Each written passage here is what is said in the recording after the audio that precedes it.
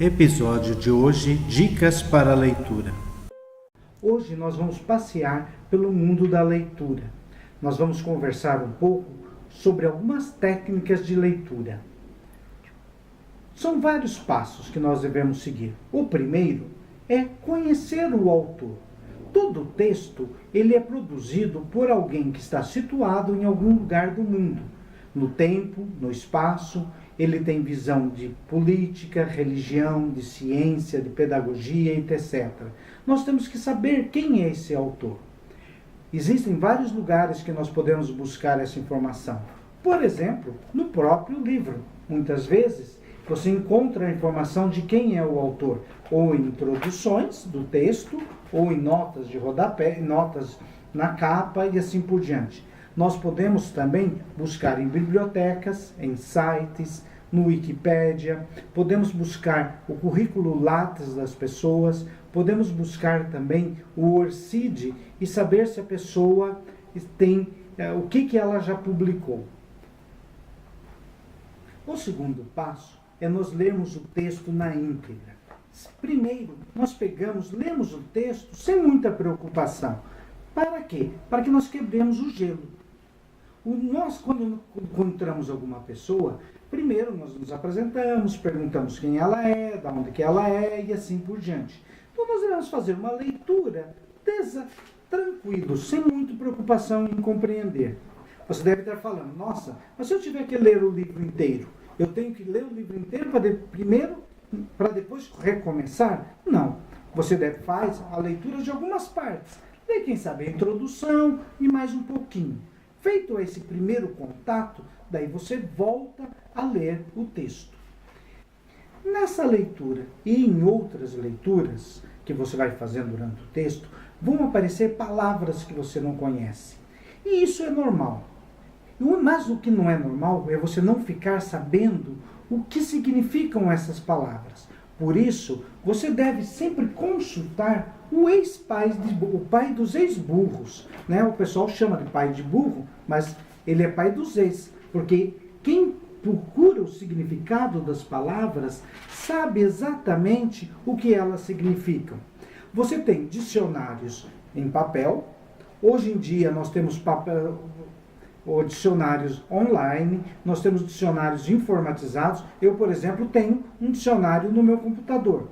Nós temos dicionários de língua portuguesa, nós temos também dicionários específicos, como dicionários de filosofia, de biologia e assim por diante. Nessa segunda leitura, nós temos o terceiro passo, que é nós grifarmos aquilo que é importante. O grifo, ele é interessante para nós na leitura, porque você vai ter uma ação no texto. Assim, você vai te forçar a você pensar melhor o texto que está sendo lido. A primeira coisa que nós devemos grifar é uma palavra-chave. É aquela palavra que representa uma ideia importante no texto. Ela é aquela palavra que vai dar o assunto do texto. O segundo grifo que nós fazemos no parágrafo é dar a principal informação. Sobre aquela palavra-chave, qual é a informação que o texto nos traz? Vamos pegar aqui um exemplo de um texto de Paulo Freire. Eu separei esse parágrafo. Ao lermos esse parágrafo, nós devemos nos perguntar qual que é a palavra que representa a ideia principal do parágrafo. Neste texto, eu escolhi a palavra problema como uma palavra-chave, sobre o qual se refere todo o assunto deste parágrafo. E identifiquei que a principal informação que o problema é saber o que fazer, como, quando, com que, para que, contra que e em favor de que.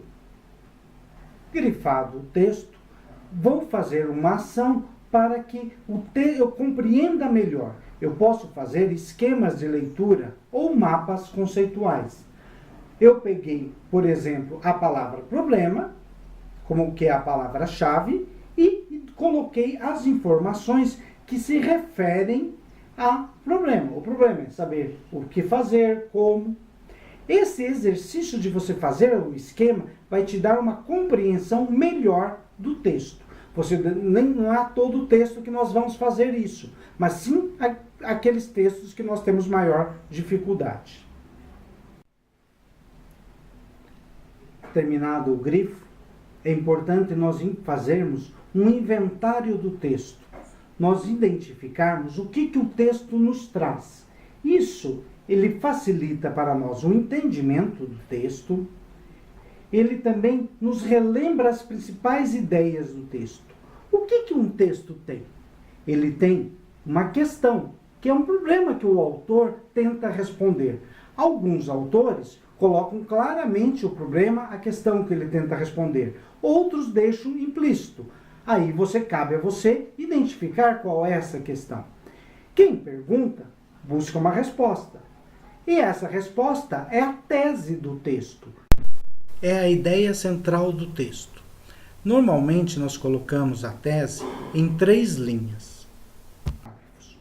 E também você vai identificar os argumentos que o autor utiliza para escrever a sua ideia.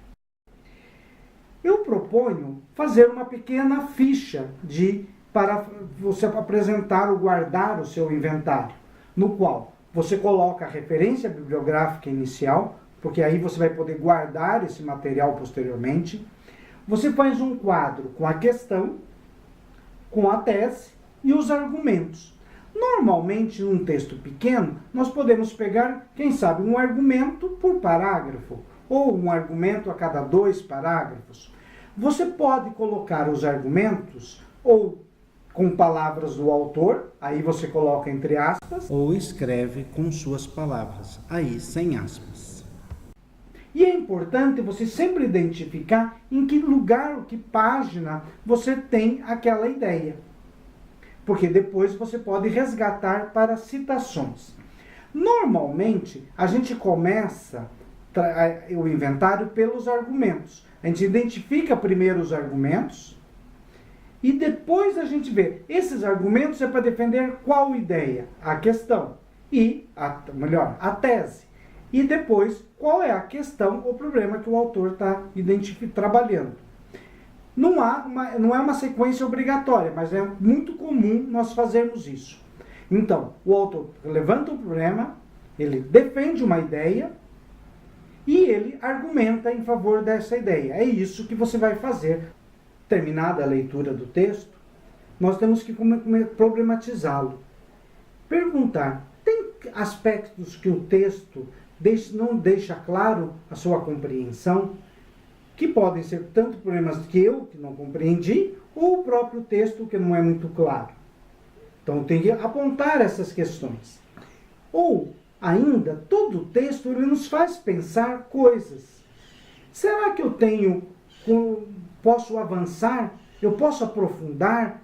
Que questão de aprofundamento eu tenho em relação àquele texto?